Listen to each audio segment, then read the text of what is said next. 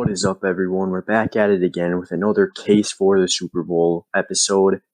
This one's going to be following the Green Bay Packers, another team like the 49ers, who had a successful 2019 season and was also called overrated by many.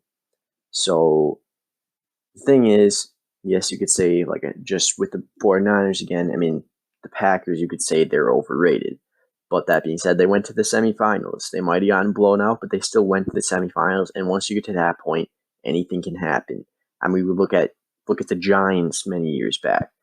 They were 9-7 in the semifinals. People were projecting to lose by 12, and then they went to the Super Bowl, and people were projecting to lose by 12 to the Patriots, to the 16-0 Patriots. And guess what? They won. So anything can happen when you get to that point, and the fact that they can get to that point, it's because they have a quarterback who's experienced like Aaron Rodgers. So let's get into all the moves they can make and their overall case for what they already have, how they're going to be able to get to the Super Bowl with what they have. So first off, just like the other episodes, we're going to go over what they already have and what they need. So on offense, they got a quarterback in Aaron Rodgers. He's getting a little older, but for this year, they're not going to go out and draft someone. They're going to stick with Aaron Rodgers for a few more years before they decide to go out and draft someone to back him up for a year or two. So that being said, they've got him. And then for wide receiver, obviously need some help there. They did get Devin Funchess in free agency, but that being said, they've got 3 wide receiver 3s and then a wide receiver 1. Devontae Adams obviously being their wide receiver 1. They don't really have a 2. And then, like I said, Devin Funchess, Marquise Valdes-Scantling. They've got a few wide receiver 3s. Alan Lazard. They've just got too many wide receiver 3s, and they need to get wide receiver 2, kind of similar to the Minnesota Vikings situation. Now, for tight end, they lost their tight end, and they haven't gotten a new one, so that's a huge hole as well. So those are 2 holes we're going to fill in this episode. Running back, they've got a great pair in Aaron Jones and Jamal Williams. The only problem there is they got to start using Jamal Williams a little less, to be honest. Aaron Jones averaging an absurd amount per carry. Jamal Williams, let's be honest, not the best running back to be getting as many snaps as he is as of now. I know that Matt LaFleur wants to use 2 running backs, but he's just got to look at his options and just look at maybe this isn't the best option. Maybe we just stick with Aaron Jones moving forward. So on the defensive side of the ball, we saw Jair Alexander really take a step up last year.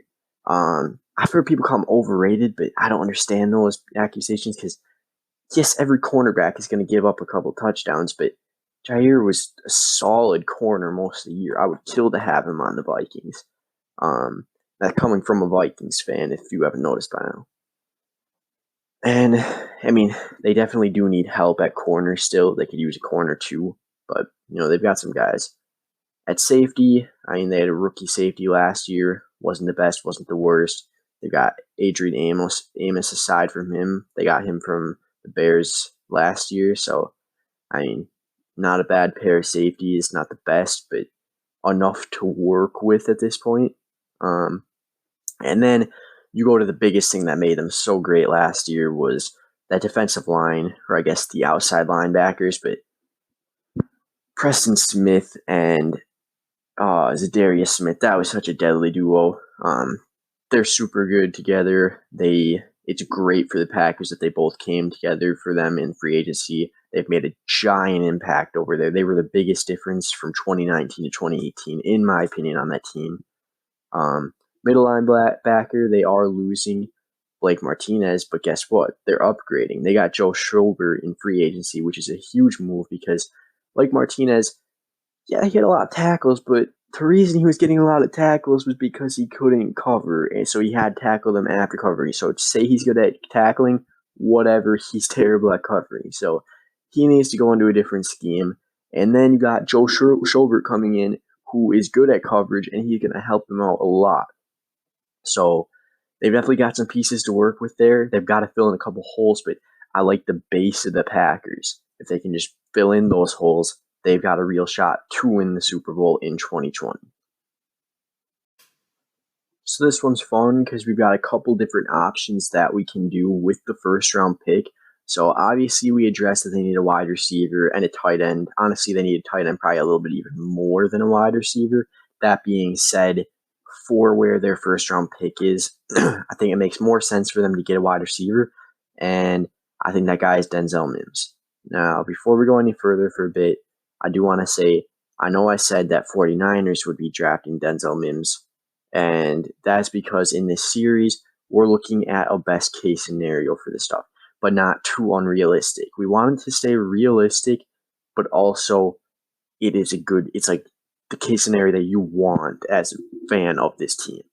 So that being said, so this is very possible. Packers could very possibly get Denzel Mims. In fact, it's probably likely because they're actually one before the 49ers would be likely to take him.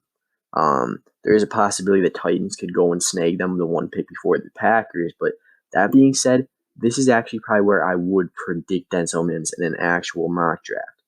So Denzel Mims, good wide receiver. I have seen a couple things in the tape that I've watched on him that look like something I've seen in busts in past experiences, but I mean his route running, it hasn't always been the best, but he's got a good frame to just go up and get the ball. That he can really help out the Packers, and at this point doesn't even matter maybe if he isn't the best, even a 650-yard receiver is kind of what they need because Devontae Adams is still the core of that receiving core. I mean, he's the guy you want to focus on, but you just need someone else to help him out because you can't just have one guy. And then with that, then you have Marquise Valdes-Scantling, who can be your deep fly guy. So, if they get Denzel Mims, their receiving core pretty much fixed at that point. Now, as I addressed, they could use a cornerback to help out Jaire Alexander because you don't just want one corner. In a base defense, in a base 3-4 and a base 4-3, you're going to use two corners. The only time you don't use two corners is sometimes when you're using a 4-4, but that's very unlikely for teams to use a base 4-4. And the Packers do run a 3-4. And if you don't know what a 3-4 is, it means three defensive linemen that are working on the interior, two outside linebackers that play on the line on the edges. So that's Zadarius Smith and Preston Smith for them. And then you've got two inside linebackers down the middle. So you could use this pick for an inside linebacker. A lot of people do. I've seen many mock drafts having them take Troy Dye in the second round, which I don't think is the worst pick to try to get another inside linebacker, but I don't necessarily trust in Troy Dye based on what I've seen of him. So I'm thinking maybe, once again, this one, he could be taking a few picks before this, but Damon Arnett, a cornerback out of Ohio State, he was the lockdown corner last year. And he didn't get as much of an opportunity just because of all the other good players on Ohio. And what I mean by that is he wasn't their cornerback one. That being said, he's still a great player. I mean, so many good players in Ohio State. The backups are still being drafted. So he'll be a good corner for them to go with Jaire Alexander. I don't think he'll start from day one, but a depth piece, and he's their corner 3, I bet, from the start. So that's a good piece to add to your team. Third round, there's where I think they could really go for a tight end. Now, for their third round pick, here's an exciting one for the Packers fans. I have them going out for this and getting Thaddeus Moss. And if you haven't been following football, he is Randy Moss, the second greatest wide receiver of all times, kids. So some people have him going in the second round, but let's be honest, teams aren't going to go, oh, this is Randy Moss's kids, we're going to draft him early. No, you look at their talent. So people that have him going in the second round, he's not quite a second round talent. He's about a third round talent, and so he's not necessarily the best, but he is, and he is a big frame for Aaron Rodgers to throw to. That's really all that Aaron Rodgers wants in his tight ends. So they lost Jimmy Graham to the Bears in free agency, so I think it's a good move to go and draft Thaddeus Moss. And hell, who knows? Maybe he has some Moss magic just like his dad did. So we'll see. Like I said, I don't think he's the best tight end, but he definitely will help out their team, even if he's just a tight end 2 on the team. I mean, I watched the Vikings this past year, and they got Irv Smith later in the second round, and he turned out to be a great pick for us. Got us about 400 yards. That's really all you need in these later round tight ends. Or not later round, so early, but non-first round pick tight ends. So I think Thaddeus Moss can help them out this next year. Now, so the Packers do still need depth at middle linebacker, and I think that's the biggest thing that they're still missing at this point. So I think they go out in free agency and get Alec Ogletree. You can put him around different places, and the thing is, though, he's a good tackler, and I think that's really what they want in the middle linebacker, what the Packers do. And they've got a good coverage guy in Joe Schobert. You pair him up with Alec Ogletree, and I'm not saying that Alec Ogletree plays all the snaps for that, but he's at least a good depth piece, in my opinion. So I think that's the last thing that they need to do to really help solidify their chance. Well, that is it for this episode of the ATFFBall showcase for the Super Bowl. So sorry about the bad quality right now. My mic just died, so just quick recording the outro for this. But yeah, no, Packers will definitely be another Super Bowl contender for next year, and I think with these moves, they have a clear path for the Super Bowl. Aaron Rodgers still a great quarterback all around. Yeah, well, hope you enjoyed the video. Please give it a thumbs up. Share it with other people. Start as a smaller podcast. It really helps when you share my content with other people. Have them subscribe to the show. Really helps me out trying to start out right now. And yeah, thanks for listening. Hope you enjoyed.